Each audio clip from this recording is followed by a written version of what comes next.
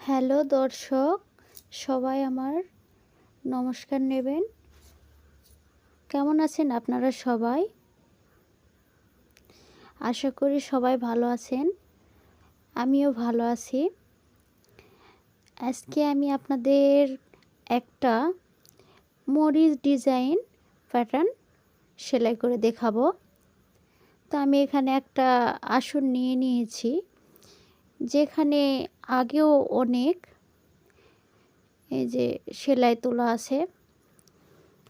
তো আমি এখানে মরিচ ডিজাইনটি করার জন্য প্রথম লাইনে দুটো ক্রস স্টিচ করে নিয়েছি এবং দ্বিতীয় লাইনে প্রথম যে ক্রস সেলাইটা তুলেছি সেই ঘরটা বাদ দিয়ে তারপরের ক্রস সেলাইয়ের উপরে আরও দুটো ক্রস সেলাই তুলে নিয়েছি।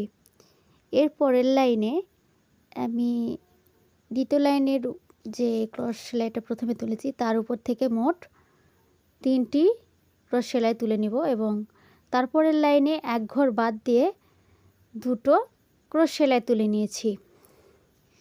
এভাবে পরের লাইনে 3টে এবং তারপরের লাইনেও সেমভাবে 3টে ক্রস সেলাই তুলে নিয়েছি। এর উপরেও আমি 4টি ক্রস সেলাই তুলে নিয়েছি।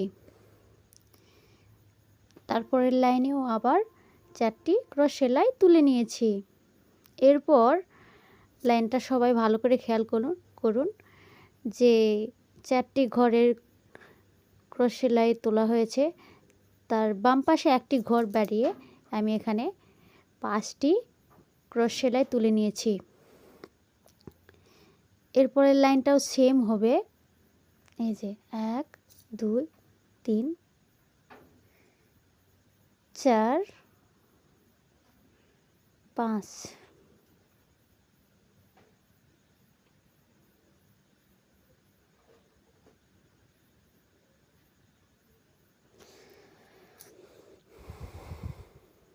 এরপরের লাইনটাও সেম হবে, কিন্তু ভুলে একটা ক্রস সেলাই বাদ দিয়ে দিয়েছিলাম, সেটাই পরে ঠিক করে নিয়েছি।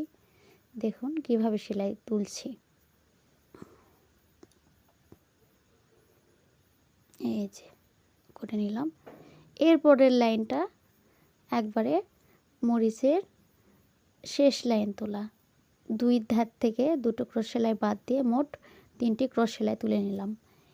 এবার আমরা মরিচের বৃন্তের অংশ তুলে নিব, মানে যাকে বলা হয় বোটা। যে 3টা ক্রস সেলাই তুলেছি তার উপরে আবার সবুজ রঙের সুতা দিয়ে 3টা ক্রস সেলাই তুলে নিলাম। এরপরে ঠিক মাঝখানে একটা ক্রস সেলাই তুলে নেব